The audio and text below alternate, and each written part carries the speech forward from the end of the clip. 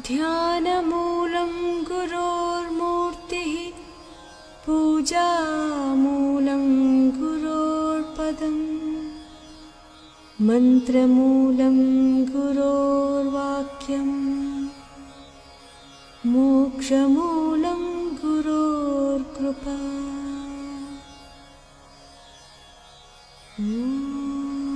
गुरवे नमः।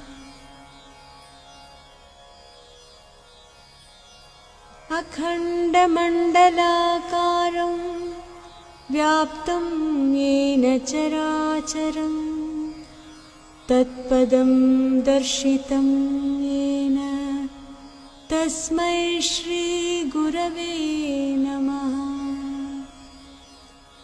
अज्ञानतिमिरान्धस्य ज्ञानाञ्जनशलाकया